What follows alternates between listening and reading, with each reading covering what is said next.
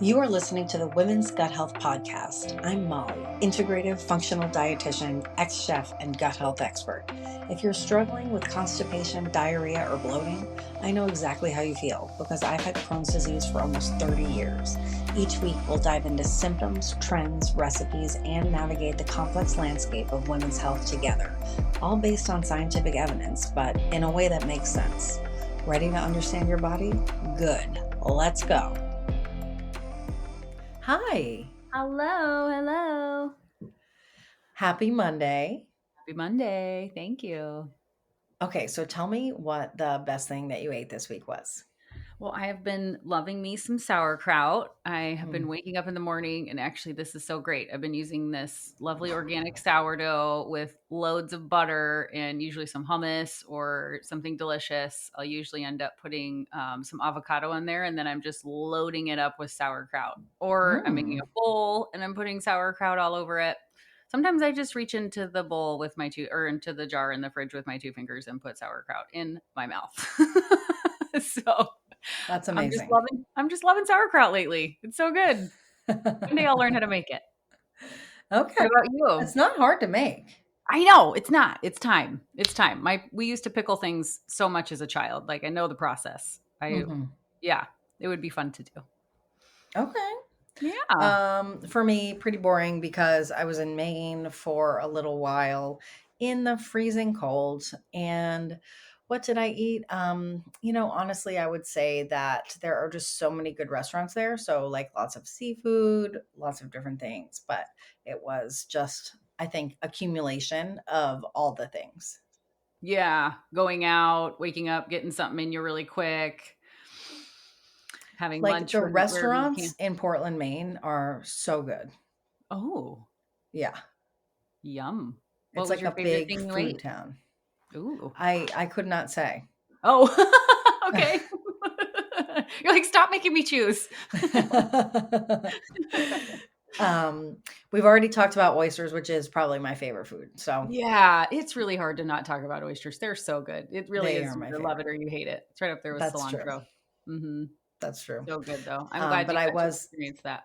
yes, I was able to make chili for my brother and my parents, and everybody got leftovers. So I always love doing that. Oh, look at you spreading the love with your food. Trying to hide beans in everyone's body. Yes, do it. What have you seen online that you want to talk about? Well, there's this really wonderful person that I follow, and her handle is Women's Gut Health. Who could that be? I wonder. Molly, I'm It's so me. impressed with you on this post. Like, I really Hmm. just wanted to bring this up, not only because today is learning about you and how you can help people and your story all together, but what your post says here, and it's this beautiful photograph of mountains and the moon, and it says, if you're bloated today, it doesn't mean you're failing. It means your body is asking for support, not Hmm. punishment. And then you go on to say one, two, three different things that I felt were just so poignant for that post. And you said, please don't tell yourself how unattractive you are in this moment. Think about what's happened today. Did you scarf down your breakfast? Did you drink a lot of sparkling water? Did you eat said chili that Molly made you? Regardless of if you know um, or don't know why you're bloated, I encourage you to nourish yourself from here. And I just think that's such a beautiful thing to say. And it's so important because it really is it really is easy to reflect towards yourself and punish yourself for the choices you made, even if you have no idea what those choices were and what the outcome was from those choices. You're just Right. standing in a tornado of unknown, but somehow you find it justified to be able to blame yourself. Yes. And stepping out of that is such a beautiful way to establish a relationship with your digestion. And so I just thought that was really beautiful, Molly. Great job. Well, thank you. I appreciate that. It's really fun to talk about those because, it's like not everybody, I just don't think that everybody has the same outlook. So I like to keep it as real as possible, which we will talk about shortly. For Mhm. me, what I saw on the internet, and I don't want to give credit to this creator because it wasn't great, but essentially, staying out of, all that is kind of going on in the universe with research and all of that, because we're going to keep this neutral. What I would like to say is that there was a post kind of citing a random study and saying that it was someone who was, more of like a wellness, like, kind of regular Mm, old influencer sure. instead of like a health expert, Okay. had made some kind of side comment on their post that went very viral that said something along the lines of, a recent study said that all these kids took out processed foods and they had ADHD. And when they were done with a, certain amount of weeks period, they no longer had ADHD. Though that's the long Mhm. and short of the post. Okay. Mhm. So because of my scientific background and because of some of the people that I kind of engage with and follow on social platforms that are like really scientists, Yeah. there are always people that are like, make it seem so Uh-huh. simple. I don't think that I can explain science like that, but I do appreciate when other people do it. Interestingly, this essentially, the study was cited incorrectly. It's years old. It wasn't children with ADHD. It was just right, all children and general population. And when the attention was brought to all of those facts and all of kind of the misinformation that was being spread, the majority of the comments said, "We don't care." And that is what really got me. It wasn't so much that there's a wellness influencer who's not really in wellness spreading misinformation. That we're used to, right? You can't trust anything on the internet. But the Mhm. fact that the majority of the response comments said, I don't care. Like this aligns with my values, so I choose to think that, this is the truth, or even if it's not the truth, it still aligns with my values. And it probably would be true if they did do a study like that. Like all of that Mhm. is a little off center for me. Yeah. And I think that there's a difference between wanting to keep yourself or your family healthy and wanting to give them, like nice foods and, whatever's within your budget and your time constraints and all of that to the best of your ability. Mhm. Versus I choose to believe that we live in a world where science doesn't really matter as Yeah. long as it's something that I accept. And so that's what kind of, yeah, like, I just wanted to bring that to everyone's attention because I do think Yeah. that there's, something to be said for the fact that, yes, while that study may very well yield those results, the Mhm. reason that we don't have a study like that is because science moves very slowly. It has to, because we have to follow these people for a certain amount of time. We have to make Mhm. sure that, they're all kind of similar. We have to find a control group so that we can compare.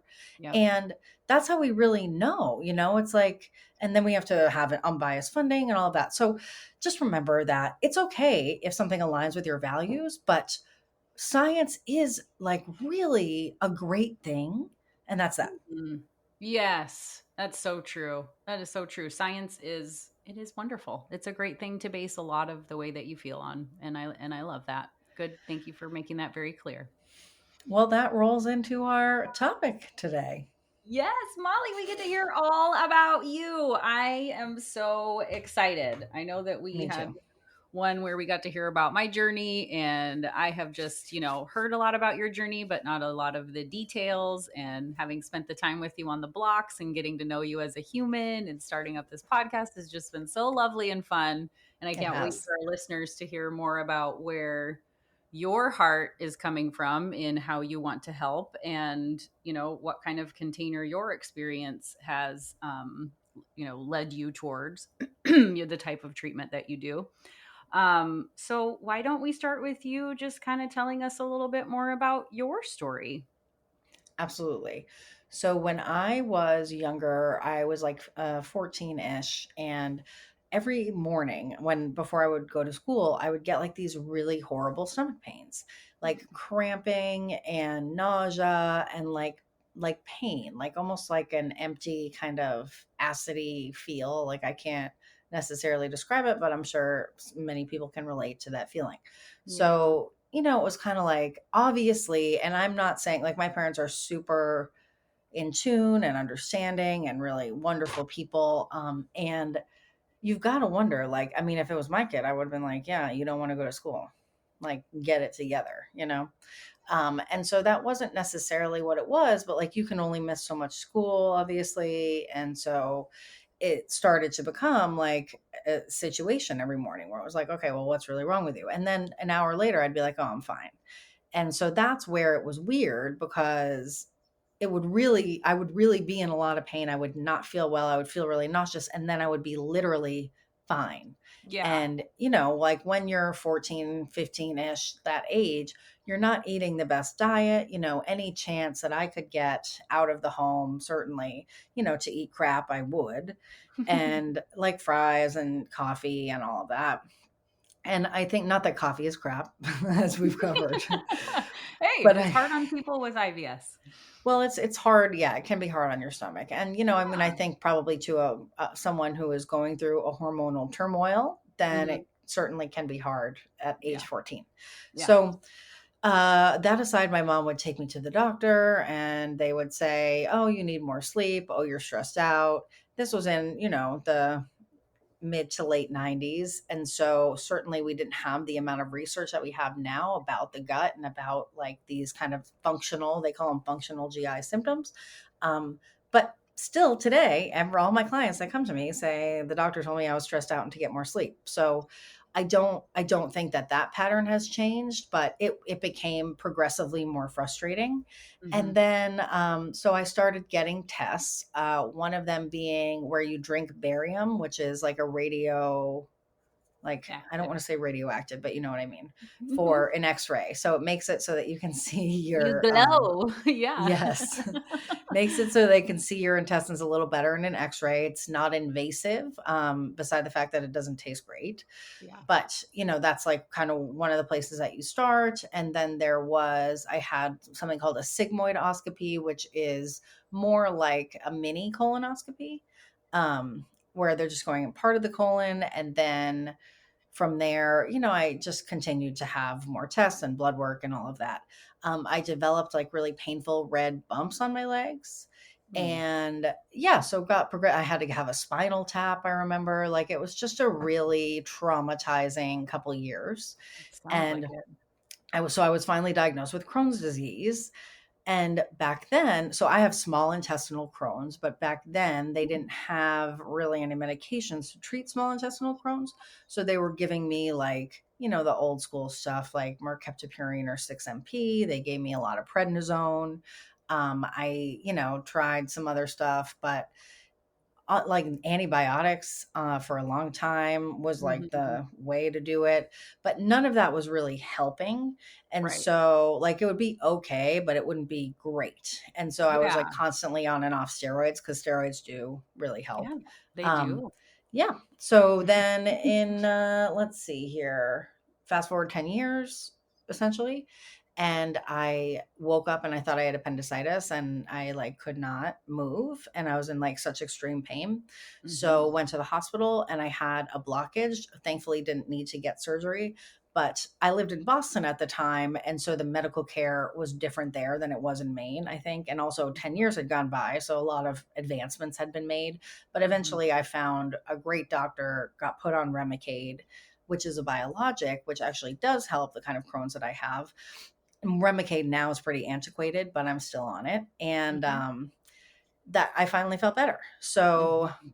things are better, you know, dramatically better compared to when I had all this active Crohn's and was always kind of in and out of the doctor.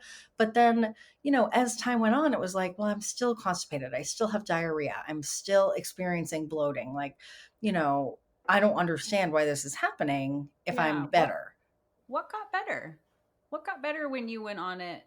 Was it the morning pain? Like was it the pain that got better when you were on it? Like you were like, "Oh, thank you. This is good. It's still not complete in terms of my healing, but what was Hmm. better?"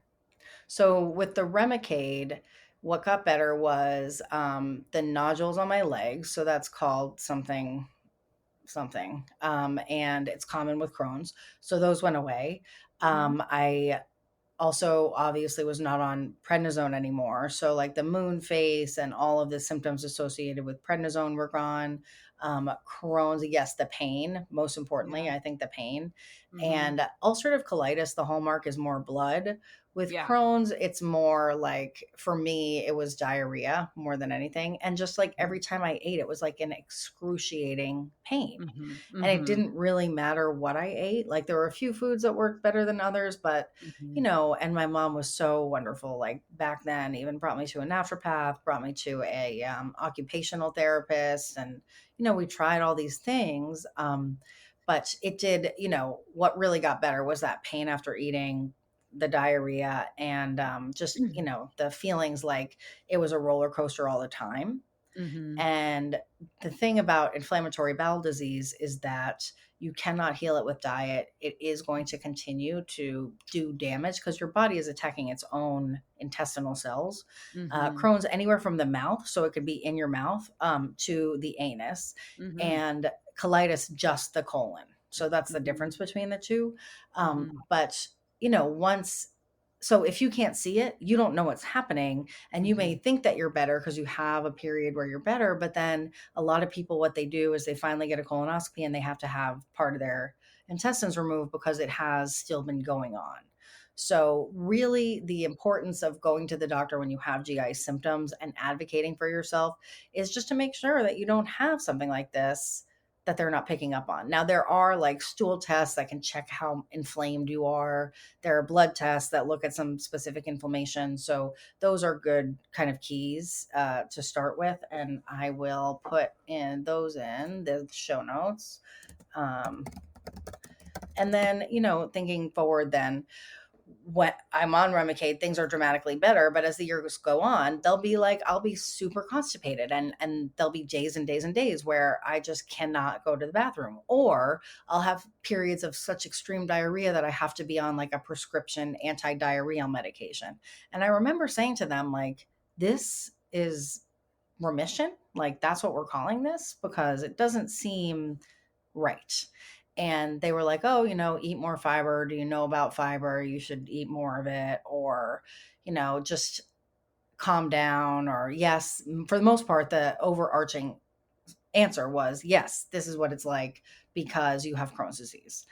And even if you're in remission, you're going to have symptoms. And so I went back to school. So I was a chef for a long time. I went back to school to become a dietitian because I started to feel like, okay, well, what's the point of doing this? Like selling overpriced food and working all night and working every holiday and not really helping anyone. And I was It's fun and it's wonderful, and I do miss it.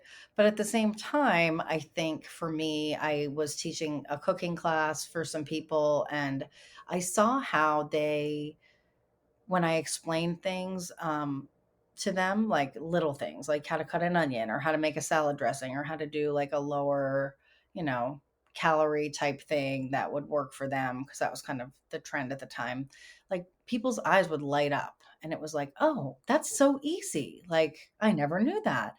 And that really kind of motivated me. So went back to school, like started with general chemistry, 101, and went from there to get my master's and do a dietetic internship and become a dietitian. But when I was in my internship, which was a 1,200-hour internship, it's like a year of supervised practice in the program I was in. One of the rotations was what you got to choose. So I did private practice because I knew I wanted to do probably helping people like me, because I remember those people that my mom brought me to would validate me so much more than when I went to the pediatrician or when I went to, the GI doctor. GI doctors are known to not have the best bedside manner. Like they're really smart, but not the most, not the best communicators, I would say. And I don't think that that's like a secret. But so, I really wanted to provide that for people, but then this woman was not only in private practice, she practiced functional nutrition. And so, what I learned from her, she kind of made me a client and brought me through her whole process. And what I was able to learn from her was, oh, well, she was like, yeah, you have H. pylori and, there's some overgrowth bacteria. We did a functional stool test and, she gave me some like a protocol or whatever. And I went through it and then I was like, oh my God, like I don't have any symptoms anymore. And, to obviously healing is not linear. There are setbacks, there are stressful events in your life. There are times when you do not take care of yourself. There are times when you're not eating right or drinking enough water. Outside of those times, I've never been sick again. And that was 5 years ago.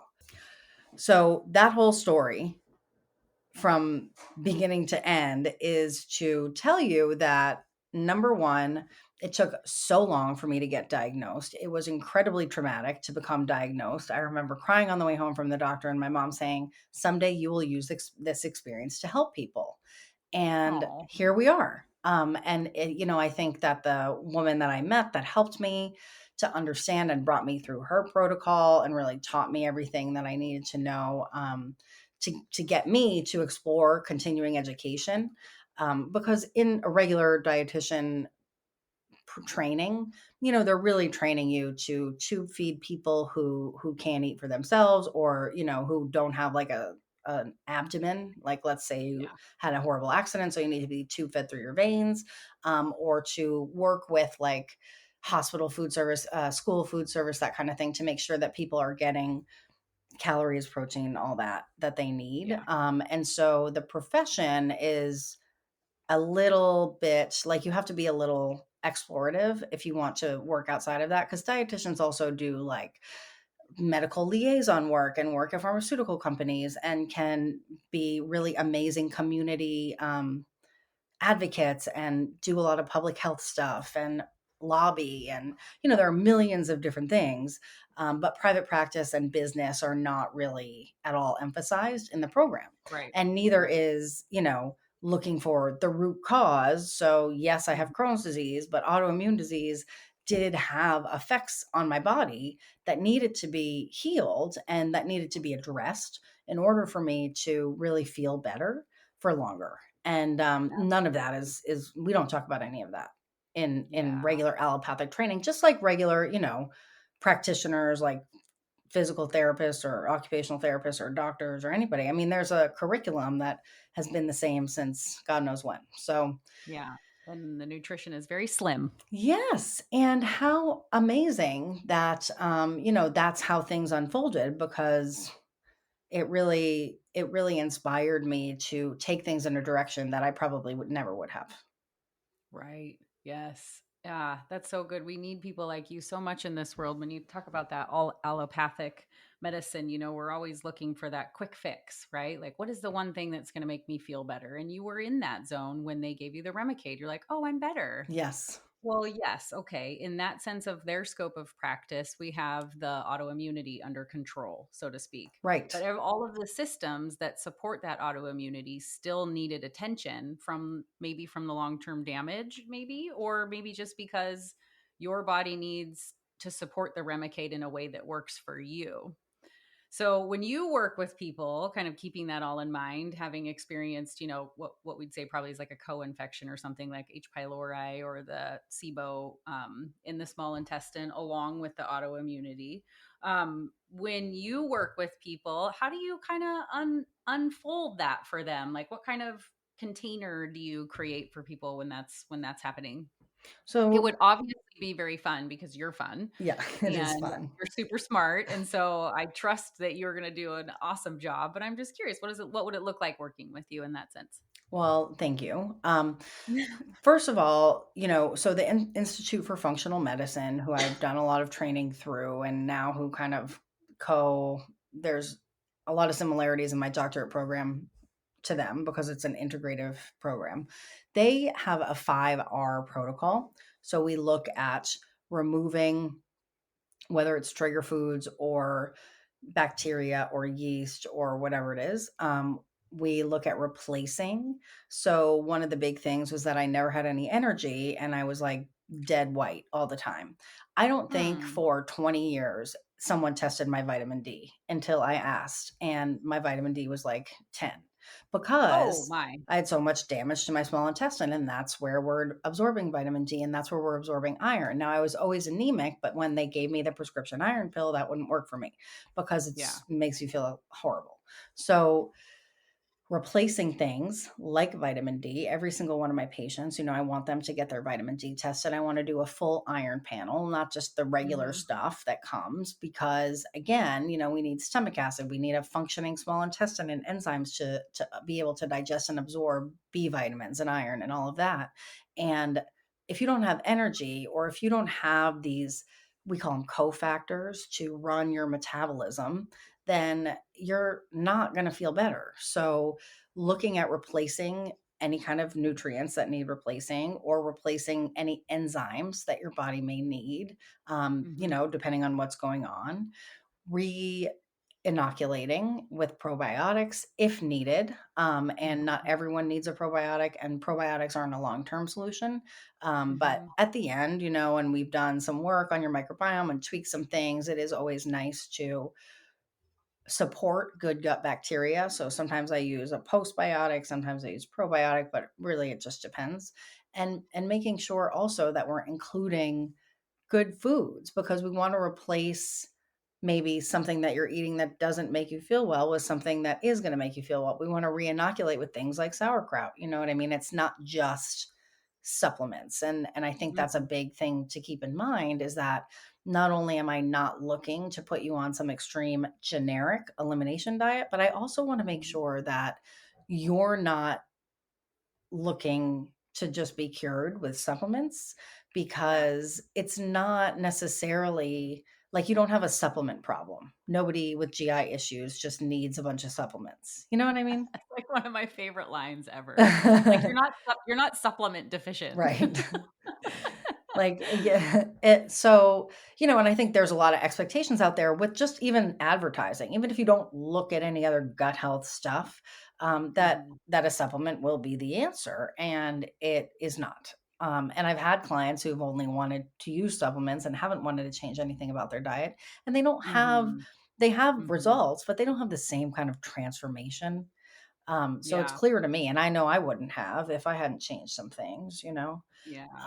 And then, of course, rebalancing. So we want to look at your whole lifestyle. Like, are you taking time for yourself? Are you supporting your nervous system? Are you, waking up and immediately reading the news and then getting everyone out the door like it's a fire drill, and wonder why you don't poop until Saturday?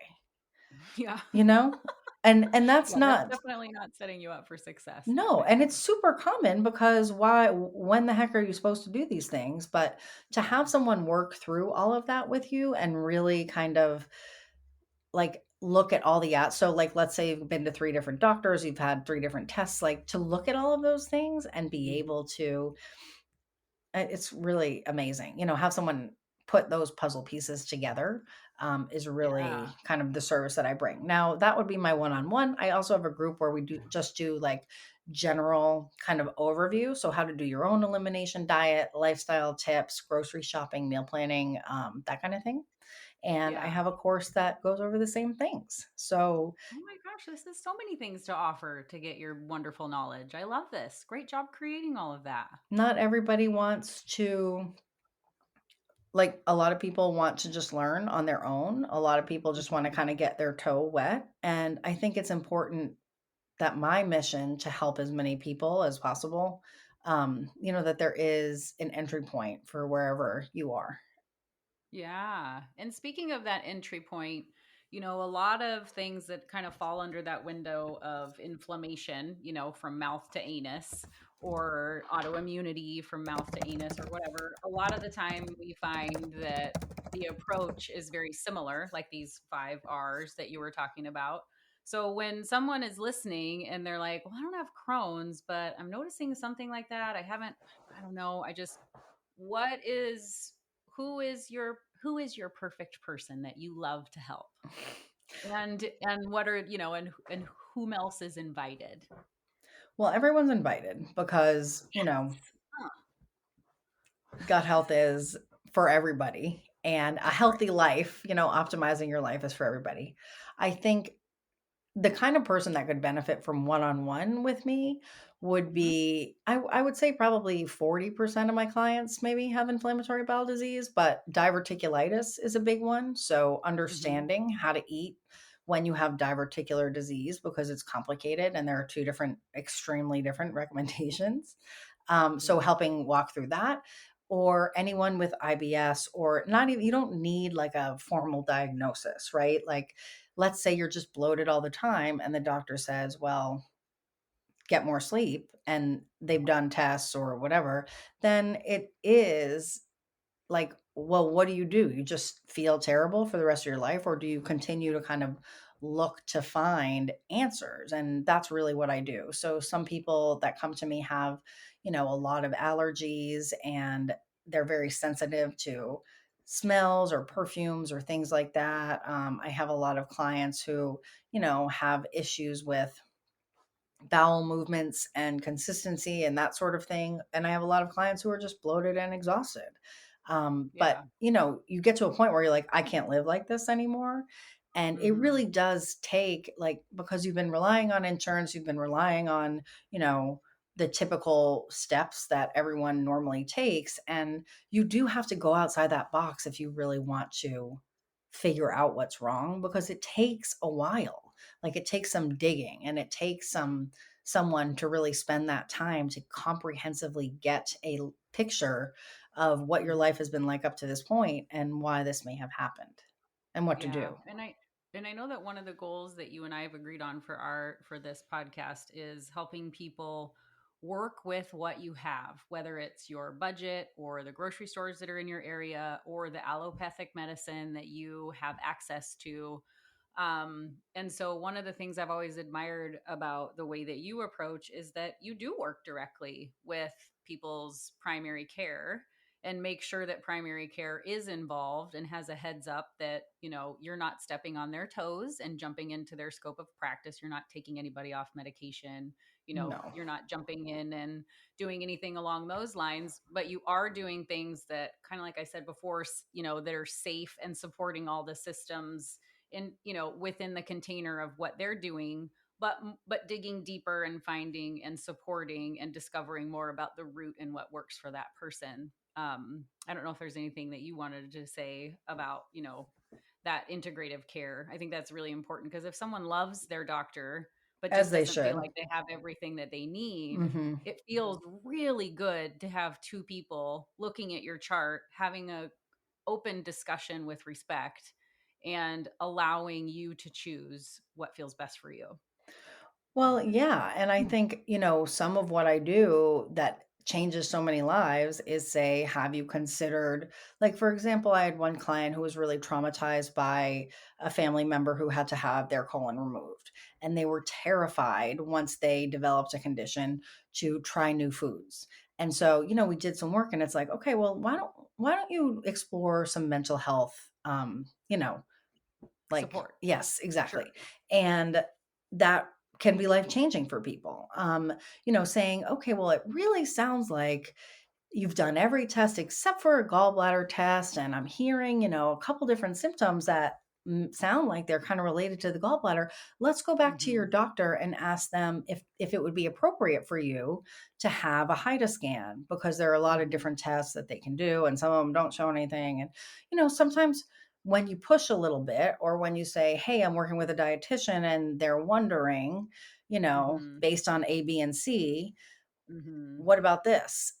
And Yeah. it is incredible what, Hmm. because so often I would say 90% of the time, the physician is like, absolutely, let's check it out. And Yes. Yes. They're limited on time. They have right. a scope they're staying within. They're trying to decide whether or not you need Remicade or not, right? They're like, Yeah. does this person need prednisone today? Like, are Right. they that bad off? And I have 5 minutes to discover this Right. with you? Like, no, I'm sorry. That's really hard to do. And so to have someone who's going to spend a little more time and be very careful Well, and and review also, your food diary and see that every time you eat fat, that you have a symptom, like your doctor is not going to pick up on that, nor should they, because that's not their job. right. Yep, that's not their specific, scope at this point. Right. And you Yeah. can't just go throwing every test at everybody. So I think that it's kind of crappy because they're in a bad position. And unfortunately, insurance doesn't cover everything that Mhm. would need to be done to really determine what you do need. But at the same time, Mhm. there are so many options available. And that's, one of the reasons why I was so passionate about creating this course, because I do want to make sure that even if you don't want to work with somebody because you want to go through, your normal channels, that you have the information that you need to say, hey, Mhm. my symptoms are matching, a couple of these things. What do you think about that? And then the doctor can take it from there. Mhm. Yeah, exactly. It's kind of like raising children or pets or animals. Like it takes a village. It doesn't just take Yes. one all-knowing being to Right. figure it out. And it's pretty it can be really really supportive for someone on their journey. Yeah. Um, okay, Molly. So the other thing I think that would be really cool to know is we do keep this podcast very neutral in a sense that everyone is welcome. We love to hear your opinions and your stories and what it took you to get here and all of that.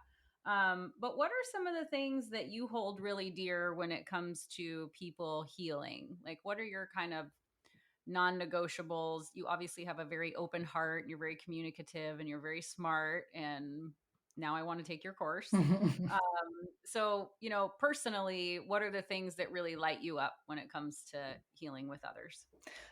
So what I love is to be able to validate your feelings first and foremost, because I remember how it felt for me. And I understand even today, sometimes I'll go to the doctor and be like, why don't you just leave? Because obviously Bye. I'm bothering you. It doesn't happen very often because I do kind of shop around. I mean, if that happens to me at a physician's office, I know you don't dedicate 15 years of your life to become a doctor, and every single one of them is going to be terrible, right? That's just not true. Like Right. more often than not, physicians are amazing. So I'm not going to settle for Yeah, and they someone who went isn't. into it to help. Right. Yeah, So and that's it's a not their fault. They're stuck in a shitty system sometimes. Sorry to right. interrupt there. I No, just, it's fine. And it's I true. do agree. Like most of them are in there because they sincerely have a big heart and want to Right. help. So you are paying for the doctor, so you may as Mhm. well like them. So that would be part of it, right? Having a healthcare team that you like and that you feel respects you, even if they don't have a lot of time. And I don't think that you have to be like a wellness girly to Mhm. get healthy and to heal. I think gut health is a great marketing term. I think probiotics and offering someone a quick solution to something that took them 15 years to develop is a Mhm. really easy way to trick you into thinking that, either there's one thing that will help you, Mhm. or that you have to completely change your entire life. You can never eat hot Cheetos again. You can never, you know what I mean? Like I mean, I would just go cry. out to eat or whatever it is, you have to do 3 hours of yoga and have your 45-minute morning routine like everyone is joking about right now. But I think it's really important to know that the only way that you personally will heal, no matter who you are, is to find a plan that works within your lifestyle and to find foods that work within your lifestyle. So if you don't cook and you're never going to cook, then we've got to find you foods that are assembly foods, right? And Mhm. that doesn't mean Mhm. that you'll never get better. And Right. that message is not out there. And so that really, more than anything, is what I felt like I wanted to say. Yeah. And it's hard when we are in a world where we're trained by allopathic or Western medicine, whatever you want to call it, to have the mindset that we do need a quick fix. And so, or no, I shouldn't say a quick fix, but a solution that is very pinpointed. Like it's very rare that the solution to something complex that you're experiencing isn't going to be unfolding in a complex way. And so to have the support and the knowledge and the integration and the systems and the courses and all of these things that you have is a really beautiful container that you've created for people, Molly. So good job. Well, thanks. Yes, it is a world where diagnosis and intervention, like you have to sometimes finagle your doctor to get them to test your vitamin D, because unless you went in there for like frequent colds, frequent infections like lung health or fatigue, then they kind of have to make something up in order to get insurance to pay for the vitamin D. And Yeah. so, I mean, it's set up so that there must be a solution to your problem if they're Yeah. going to talk about your problem. And Yes. unfortunately, that's not going to work for people who have Mhm. lifelong complex situations with Yeah. their stomach. Yeah. So, Yeah, you're like, today I'm tired and vitamin D might work great. But once that's in my system still has to figure out how to function optimally in the bubble that I'm currently living, which has many factors. right, it's not one thing. Never. Mm-mm. It's always a recipe. Well, thank you. No, thank you, Missy. I really enjoyed hearing your story. And I really think that you understand or not only are you very well educated in all of that, but just understanding the journey that people are on, having gone through it yourself. I know that's really important for people when they're looking for someone to support them. And that's really huge. And knowing when to call BS on the advice that you're given and stuff, it's nice to have someone to be able to bounce that information that's out there. Like, is that actually good for me? Kind of Hmm. referring back to our shoulds. Like, I've been seeing this everywhere. Should I be taking this? Should I be taking this? And it's like, Hmm. if you have someone in your life that if you're dealing with something chronic, you have someone to support you to be able to tell you yes or no. And Hmm. when you're on that journey and you're in the depths of trying to figure it out and you're getting should bombed left and right, having someone like yourself on their side is probably one of the best things you could choose to do. Yeah, absolutely. And a You got to little, invest in your health. even if you're investing it by listening to this podcast, that is a wonderful Yeah. step, staying informed however you can. But Yes. And yeah, if you like it, you got to click the 5-star, leave us a little message. It's please. kind of time to start asking for those. Okay. Okay. We're just a girl asking a girl Yeah. Yeah. or a That's right. person. Um, And also, I think it is so fun to, look at what you're posting at Lala's Wellness, take a peek at Women's Gut Health. I'm going to put a download in here for IBS symptom relief guide. So you can click that link in the show notes if you want to get more information about like Yeah. where to start on your own. Yeah. It's But great. yeah, we're totally here. And also, whatever you want to hear, let us know. Yes, please do. Have an awesome rest of the weekend. We'll see you next week. Woohoo! Sounds good. Thank you so much for listening. We offer personalized support to clients in many ways and would love to work with you. Reach out to Lara at Lala's Wellness and Molly at Women's Gut Health for more information. Unlock your full health and hormone potential with Super Q, Boom Bomb, and Best Tea. Check out the link in the show notes for more. See you next Saturday.